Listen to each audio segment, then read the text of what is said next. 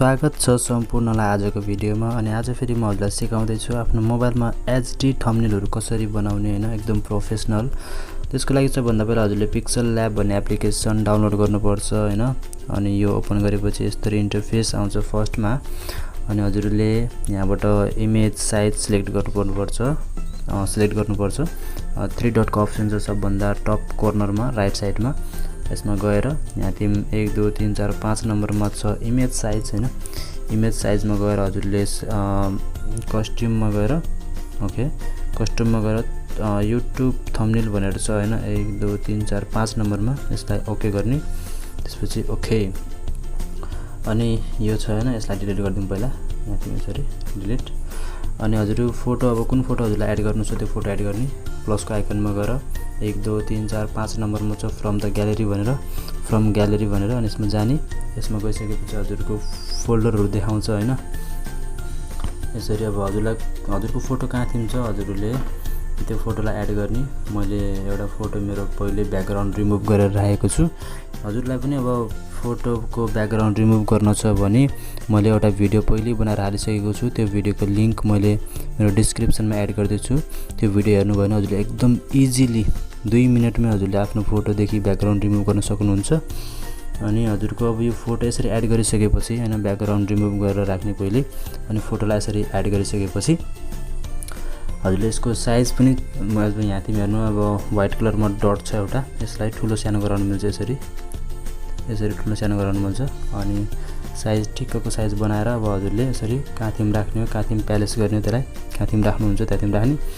अनि फोटोको छेउछेउमा लाइनिङ देख्नु भयो होला हजुरले धेरै यस्तो थम्बनेलहरुमा हैन, सेतो रातो जस्तो कलरको मन पर्छ। त्यसको लागि हजुरले यहाँ 3 नम्बरमा अप्सन छ बिचमा, यसमा टच गरेर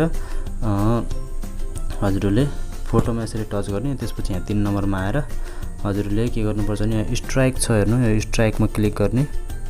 स्ट्राइकमा क्लिक गरेर यसलाई इनेबल गरिदिने।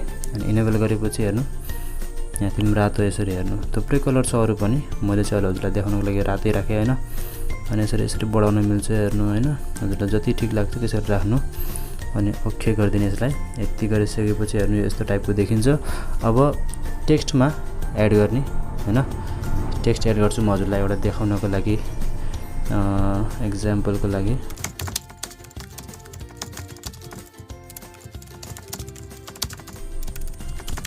ओके यो टेक्स्ट एड गरे। अब यसलाई हजुरले कस्टमाइज कसरी गर्ने, कसरी यसलाई अलिकति एट्र्याक्टिभ बनाउने भने अब यहाँ तिम 2 नम्बरमा चाहिँ ए लेखेको अप्सनमा गएर हजुरको यो टेक्स्टलाई एडिट गर्नको लागि चाहिँ यहाँ तिम जानुपर्छ है। अनि यसमा गएर हजुरले सरर र यहाँ तिम ब्याकग्राउन्ड, अब टेक्स्टको थुप्रै फ्रन्ट साइजहरु स्टाइलहरु सबै छ हैन। तर हजुरलाई म फटाफट सिकाउँछु। ब्याकग्राउन्डमा गएर हजुरले यसरी इनेबल गरिदियो भने हेर्नु यस्तो खोलिन्छ, यस्तो हुन्छ हेर्नु है त। थुप्रै कलर छ यहाँ पनि, अब जुन मन पर्छ त्यो कलर राख्ने हजुरले हैन। अब यसरी कलरहरु छ। अनि यो यसरी हेर्नु, यसलाई बढायो भने यस्तो हुन्छ, यो तलको बढायो भने यस्तो हुन्छ हेर्नु। यसरी हजुरलाई जहाँसम्म राख्न मन लाग्छ राख्ने। अनि ओके यसलाई कहाँ राख्ने हो त हजुरले यसरी मैले यहाँ माथि राखिदिए हैन।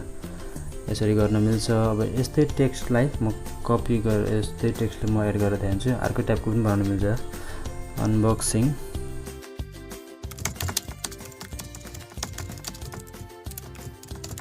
यसरी ल्याएर अब हजुरले यसलाई चाहिँ नि अर्को तरिकाले पनि बनाउन मिल्छ हेर्नु है त। जस्तो कि यो भयो। अब यसलाई यहाँ थिम ए मा हुनुपर्छ हैन, टेक्स्टमा सिलेक्ट गरेर यहाँ ए मा हुनुपर्छ। अनि हजुर कहाँ जाने भने यहाँ स्ट्राइकमा छ हेर्नु, यो स्ट्राइकमा क्लिक गरेर यसलाई इनेबल गरिदिने भने यस्तो हुन्छ हेर्नु।